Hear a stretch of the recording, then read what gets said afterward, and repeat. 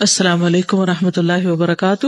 نیند اللہ سبحانہ تعالیٰ کی نعمت ہے، اور نیند کا آنا اللہ کی نشانیوں میں سے ایک نشانی ہے، اور پھر اللہ سبحانہ تعالیٰ نے ان نشانیوں پر غور و فکر کرنے کے لیے بھی کہا ہے ہم کو، اور پھر یہ کہ ہمیں عملی طور پر اپنے نیند اور بیداری کے اوقات کو منظم کرنا ہے اور ان اوقات کو عبادت بنانا ہے۔ یہ کسی نے ایک ریسرچ بھیجی تھی کہ زیادہ رات گئے تک جاگنا بچوں کے دماغ کو کند کر دیتا ہے۔ یو کے میں 7 سال کی عمر کے 11,000 بچوں پر اسٹڈی کی گئی۔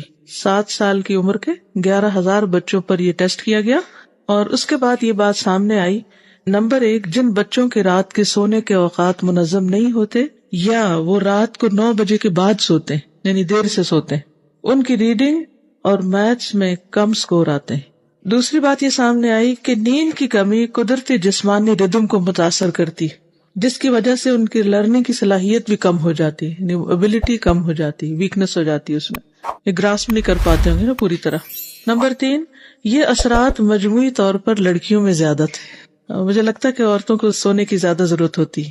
نمبر 4، یونیورسٹی کالج لندن کے پروفیسر جو اس ریسرچ کے لیڈ ہیں، ان کا کہنا تھا کہ سونے کے اوقات کا غیر منظم ہونا ایک کیوٹک فیملی سسٹم کو بھی ظاہر کرتا ہے، کہ اس فیملی میں کوئی ڈسپلن نہیں، جس کے اثرات ان کے بچوں میں دیکھے گئے۔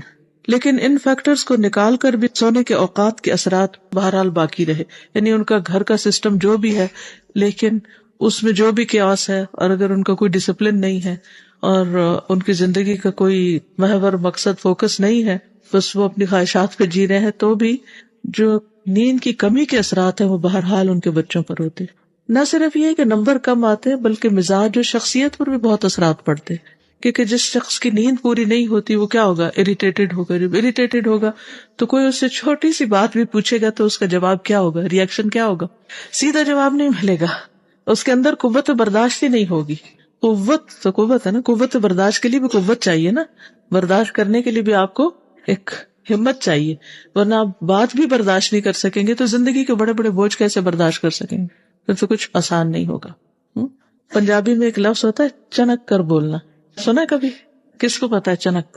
یعنی کہ جس میں برداشت نہیں ہوتی، یعنی کسی نے چھوٹی سی بات پوچھی جو معمولی سا سوال تھا، معمولی سی کوئری تھی یا معمولی سی کوئی بات کی کسی نے، تو جواب میں ایک دم چیخ پڑنا، شاؤٹ کرنا۔ تو اس طرح کی کیفیات میں اور بھی کئی ریزنز ہوتی ہیں، لیکن ایک بہت بڑی وجہ نیند کی کمی، اور پھر نیند کی کمی سے چونکہ ڈائجسٹو سسٹم متاثر ہوتا ہے، اور پھر جب ڈائجسٹو سسٹم ٹھیک کام نہیں کرتا تو جسم کو پوری انرجی نہیں ملتی، جو ہم کھاتے ہیں وہ جسم کے لیے باعث سے قوت نہیں بنتی، جس کے نتیجے میں کسی کے اندر خون کی کمی ہو جاتی ہے اور کسی کے اندر کسی اور وٹامن کی کمی ہو جاتی ہے، نتیجتاً پوری شخصیت متاثر ہوتی۔ سونا جو ہے وہ ہماری زندگی میں ایک بہت اہم مرکزی کردار ادا کرتا ہے پوری پرسنالٹی کو بیلنس کرنے کے لیے۔ پھر نمازوں میں جو کنسنٹریشن ہے، اسٹڈی کی کنسنٹریشن تو چھوڑیں، جو جنت الفردوس حاصل کرنے کے لیے ایک بہت اہم چیز ہے کہ والذین هم فی صلاتہم خاشعون، کہ وہ اپنی نمازوں میں خشوع اختیار کرتے ہیں۔ تو خشوع آ نہیں سکتا اور خشوع پوری طرح ہو نہیں سکتا اگر ہم تھکے ہوئے ہوں، اگر ہم بھوکے ہوں، اگر ہمارا کنسنٹریشن لیول اچھا نہ ہو۔ اور پھر جو سونے کے وقت کے اندر سونا ہوتا ہے وہ کم سونا بھی بہت ہو جاتا ہے، اور اگر اس کے بغیر ہم سوتے ہیں فطرت کے خلاف جا کر ایسے اوقات میں سوتے ہیں جب سونا نہیں چاہیے یا جب سونا حماقت ہے، تو پھر نتیجتاً کیا ہوگا؟ حماقت والے کام کرنے والے پھر کیا کہلاتے ہیں؟ احمق۔ جو لوگ راتوں کو وقت پر نہیں سوتے اور پھر دن کو بھی مسلسل کام کرتے رہتے ہیں، ان کے کاموں میں ایررز بہت ہوتے ہیں، اور وہ تو ایرر کر دیتے ہیں لیکن ان کی ایرر ان کی نہیں ہوتی، وہ ملٹی پلائی ہو جاتی، بہت سے لوگ اس سے افیکٹ ہوتے ہیں۔ چلیے نیکسٹ لیسن۔ تو گویا سونا اللہ کی نشانیوں میں سے ایک نشانی ہے۔ ایک مومن کے لیے سونا عبادت بن سکتا ہے اگر وہ سنت کے مطابق ہو۔ تو آئیے دیکھتے ہیں کہ سونے کے آداب کیا ہیں، اور خصوصاً رات کے وقت سونے کے آداب۔ رات کو سونے سے پہلے نماز عشاء ادا کرنی چاہیے، اس سے قبل نہ سویا جائے اور نہ گھر والوں کو سونے دیں، کیونکہ نبی صلی اللہ علیہ وسلم نے اس کو ناپسند فرمایا ہے۔ حدیث میں آتا ہے، سیدنا ابو برزہ روایت کرتے ہیں، ان رسول اللہ صلی اللہ علیہ وسلم کان یکرہ النوم قبل العشاء، صحیح بخاری۔ رسول اللہ صلی اللہ علیہ وسلم نماز عشاء سے پہلے سونے کو ناپسند کرتے تھے۔ تو جس چیز کو اللہ کے رسول صلی اللہ علیہ وسلم ناپسند کریں، کیا وہ اللہ سبحانہ وتعالیٰ کی پسندیدہ ہو سکتی؟ کیا اللہ سبحانہ و تعالیٰ اس عمل پر خوش ہو سکتے ہیں؟ تو مومن تو وہ کام کرتا ہے جو اللہ کو راضی کرنے والے ہوں. تو اگر ہم اللہ تعالیٰ کو ناراض کرنے والے کام کریں تو پھر اللہ تعالیٰ کو کیا منہ دکھائیں گے؟ بہت سے لوگ جنہیں رات کو جاگنے کی عادت ہوتی ہے وہ عام طور پر یہ کرتے ہیں کہ مغرب کے لگ بھگ سو جاتے ہیں اور پھر جب ان کی تھکاوٹ پوری ہو چکتی ہے تو 9-10 بجے اٹھ جاتے ہیں اور پھر ساری رات جاگتے ہیں. اگر آپ کو جلدی بھی سونا ہے اور پھر رات کو اٹھ کے عبادت کرنی ہے کو پڑھنا ہے تو بھی عشاء سے پہلے نہ سوئے. سردیوں میں تو عشاء جلدی ہو جاتی ہے لیکن گرمیوں میں عشاء تھوڑی دیر سے ہوتی ہے اور کچھ ملکوں میں تو اور بھی زیادہ دیر سے ہوتی ہے. تو وہاں پر ریلی ایک ٹیسٹ ہوتا ہے عشاء تک خود کو جگا کے رکھنا. لیکن ایکسٹریم کیسز میں تو نماز جمع کرنے تک کی بھی اجازت دی گئی ہے. مگر عام حالات میں جیسے ہمارے ہاں ایک معتدل سا موسم ہوتا ہے یا معتدل ہوتی ہیں راتیں بھی، یعنی اپنے طول کے اعتبار سے بہت لمبی نہیں ہوتی اور بہت چھوٹی بھی نہیں ہوتی. مثلاً یہاں سے جب میں گئی ہوں یوکے تو مینچسٹر میں اس وقت 8:30 بجے صبح سورج نکل رہا تھا اور مجھے یاد ہے کہ جب میں گلاسکو میں تھی تو تقریباً 8:45 کے قریب سورج نکلتا تھا صبح. تب آپ دیکھیے کہ جب صبح سورج 8:30 بجے نکلے تو پھر دن شروع ہونے کا موڈ ہی نہیں ہوتا. پھر اسی طرح 4 بجے مغرب ہو رہی تھی، obviously پھر 5:30 تک عشاء بھی ہو جاتی، لیکن پھر آگے صبح کتنی دیر سے ہوتی تو ایک بڑا حصہ دن کا رات ہو جاتی. تو ہمارے ایسی مشکل نہیں ہے. اسی طرح یہ کہ گرمیوں میں پھر وہاں راتیں بہت چھوٹی ہو جاتی. تو الحمدللہ آپ میں سے اکثریت ایسی جگہ پر رہتی ہے کہ جو رات اور دن کی بہت بڑی ویریشن کا سامنا نہیں کرنا پڑتا. تو اس میں ایک ہیبٹ بنائیے کہ کبھی بھی عشاء سے پہلے نہیں سونا. اللہ ایک انسان بیمار ہے اور اسے ہوش ہی نہیں آ رہی تو وہ ایک الگ بات ہے، کیونکہ وقت سے پہلے سونے سے نقصان یہ ہوتا ہے کہ پھر رات کی نیند ڈسٹرب ہو جاتی ہے. پھر یہ نہیں ہو سکتا کہ آپ مغرب کی نماز پڑھ کے سوئے اور آپ پھر فجر تک سوتے رہیں. نماز تو بہرحال پڑھنی ہی ہے، لیکن اگر نماز نہیں بھی پڑھنی، بعض اوقات ایسا بھی ہوتا ہے کہ نماز نہیں پڑھنی اور آپ کہتے ہیں کہ اب تو میں سو سکتی ہوں، اب تو عشاء پڑھنی نہیں، تو بھی پھر آپ کی آدھی رات میں آنکھ کھل جائے گی، پھر آپ اٹھیں گے، پھر آپ دوسروں کو ڈسٹرب کریں گے اور صبح کے وقت پھر آپ پہ غنودگی آ جائے گی. جب سب اٹھ رہے ہوں گے تو آپ کو سونے کی ضرورت پیش آئے گی.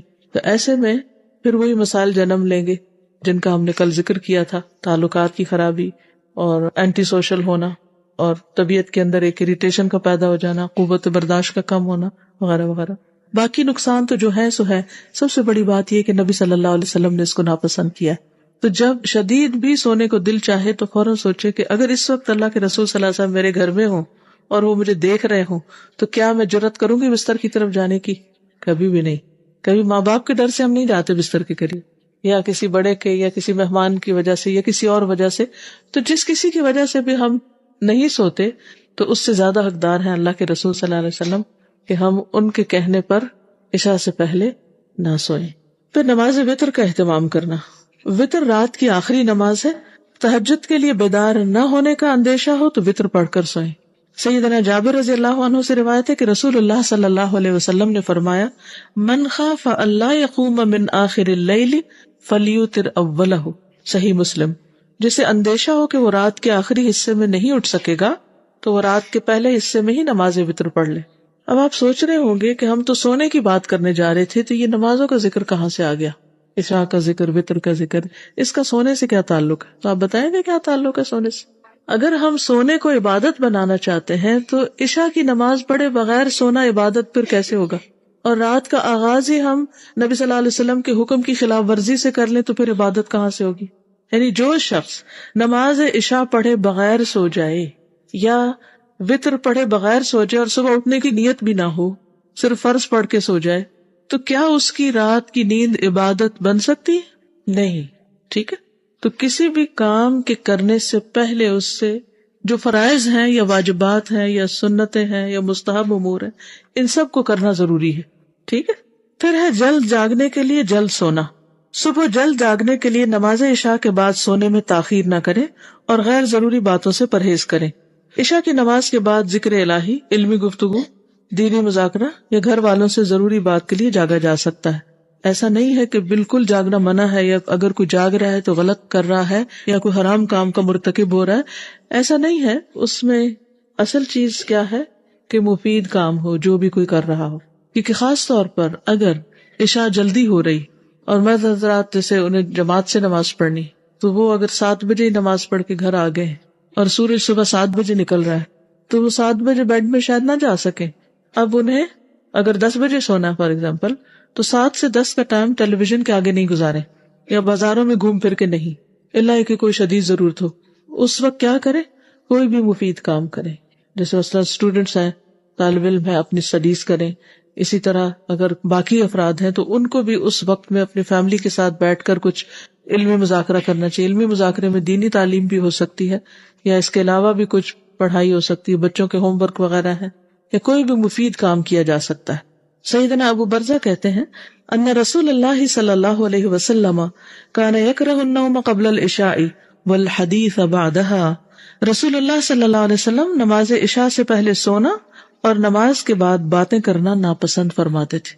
یعنی بعض لوگوں کی عادت ہوتی ہے کہ جب ہر چیز سے فارغ ہو گئے تو ادھر ٹیلی ویژن چل رہا ہے، ادھر سارے لوگ کٹھے بیٹھ گئے اور پھر باتیں گپ ادھر ادھر کی، اور بس لیزی بیٹھے ہیں، کوئی خاص مقصد نہیں، ایسے ہی 2-3 گھنٹے صرف ادھر ادھر کی چیزوں میں گزار دیے جس میں کوئی پروڈکٹیو کام نہیں کیا. تو اس سے بچنا چاہیے، کیونکہ مومن کی زندگی بہت قیمتی ہے، ایک ہی دفعہ ملی، اور یہ سارا وقت کمائی کا ہے. ہم جاب پر ہیں، اس سارے وقت میں جو بھی کریں گے اس کے اوپر ہمیں اجرت ملنے والی، اجر ملنے والا ہے. اگر ہم نے اپنی جاب میں کوئی کمی کوتاہی کی، کیا ہے جاب، کیا ہے ویسے بائی دا وے؟ اللہ کی عبادت، اللہ کی عبادت کے لیے پیدا کیے گئے ہیں. جنت الفردوس میں جانے والے والذین هم عن اللغو معرضون، وہ لغو باتوں سے پرہیز کرنے والے ہوتے ہیں. اور لغو کیا ہوتا ہے؟ جس کام میں دین یا دنیا کا کوئی فائدہ نہ ہو، بالکل بیکار کی باتیں، بے مقصد باتیں، لوگوں پہ تبصرے، ادھر ادھر کی باتیں، یا کوئی سنی سنائی باتیں آگے کرنا، یا دن بھر جو بھی کوئی کام کیا انہی کاموں کو پھر بیٹھ کے دہرانا، شو آف کرنا، میں نے یہ کیا، میں نے وہ کیا، صرف دل کی تسلی کے لیے ایک دوسرے کو اپنی قصے کہانیاں سناتے رہنا. تو ان چیزوں سے پرہیز کرنا چاہیے. قدرتی بات ہے کہ انسان صبح کے وقت ایکٹیو ہوتا ہے، بہت کچھ کر لیتا ہے، شام تک اس کی بیٹری لو ہو جاتی ہے، پھر اس سے بہت پروڈکٹیو کام نہیں ہوتے. تو بھی اس وقت کو منظم کرنے کے لیے کچھ ایسے کام سوچ رکھیں کہ جن میں بہت دماغ نہیں لڑانا پڑتا، جن میں صرف یہ کہ آپ بس ایک روٹین میں کام کر لیں. ہر کام عبادت بن سکتا ہے اگر آپ کی نیت درست ہو، طریقہ درست ہو، اور آپ اس کو مناسب وقت کے اندر کر رہے ہوں. ٹھیک ہے، لیکن یہاں پر جو سیکھنے کی بات ہے وہ یہ کہ جلد جاگنے کے لیے جلد سونا ضروری ہے. اگر آپ چاہتے ہیں کہ صبح اٹھ سکیں تو پھر آپ کو اسی اعتبار سے اپنی نیند جتنی بھی آپ گھنٹے لیتے ہیں اس کو پورا کرنے کے لیے اتنے بجے تک سو جانا چاہیے. اور پھر اگر آپ ایک وقت مقرر کر لیں گے، اس کا فائدہ یہ ہوگا کہ اس وقت پر آپ کی باڈی خود بخود، یعنی باڈی کلاک بتانے لگے گی کہ سونے کا وقت ہو گیا، اور آپ سونے کے لیے تیار ہونے لگیں گے، یعنی جسم بھی سونے کے لیے تیار ہو جائے گا. ورنہ خاص طور پر جن لوگوں کو انسومنیا کی شکایت ہوتی، یعنی ان کو نیند جلدی نہیں آتی، اگر ان کے اوقات مقرر نہیں ہوتے تو پھر وہ مشکل میں آ جاتے ہیں. سونے جاگنے میں اعتدال اختیار کرنا، سونے جاگنے میں اعتدال اختیار کرنا ضروری ہے تاکہ عبادت بھی اچھی طرح ہو سکے اور جسم کو آرام بھی مل سکے. ساری رات جاگنا یا رات کو دیر تک جاگتے رہنا دین و دنیا دونوں کے لیے نقصان دہ ہے. عبداللہ ابن عمر کہتے ہیں دخل علی رسول اللہ صلی اللہ علیہ وسلم فقال الم اخبر انک تقوم اللیل وتصوم النہار قلت بلا قال فلا تفعل قم ونم وصم وافطر فان لجسدک علیک حقا. صحیح البخاری. حضرت عبداللہ بن عمر کہتے ہیں کہ رسول اللہ صلی اللہ علیہ وسلم میرے پاس تشریف لائے اور فرمایا کیا میں درست خبر دیا گیا ہوں کہ تم رات بھر عبادت کرتے ہو اور دن میں روزہ رکھتے ہو؟ میں نے کہا کہ جی ہاں. آپ نے فرمایا ایسا نہ کرو، قیام بھی کرو، سویا بھی کرو، روزے بھی رکھو اور روزے کے بغیر بھی رہو، کیونکہ بے شک تمہارے جسم کا تم پر حق ہے. یعنی ساری رات جاگنا عبادت نہیں ہے، نبی صلی اللہ علیہ وسلم کی سنت میں سے نہیں ہے. آپ سے یہ ثابت نہیں کہ کبھی آپ ساری رات جاگے ہوں. نبی صلی اللہ علیہ وسلم نے سلمان فارسی اور ابو درداء میں بھائی چارہ کرایا. ایک مرتبہ سلمان ابو درداء رضی اللہ تعالیٰ عنہما سے ملاقات کے لیے گئے. جب رات ہوئی تو ابو درداء عبادت کے لیے اٹھے.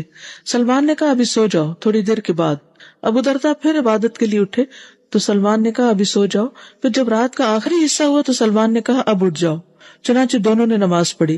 اس کے بعد سلمان نے کہا تمہارے رب کا تم پر حق ہے، تمہارے نفس کا تم پر حق ہے، تمہاری بیوی کا تم پر حق ہے، تو ہر حق والے کو اس کا حق دو. پھر وہ نبی کریم صلی اللہ علیہ وسلم کی خدمت میں حاضر ہوئے اور اس بات کا تذکرہ کیا تو نبی صلی اللہ علیہ وسلم نے فرمایا کہ سلمان نے سچ کہا.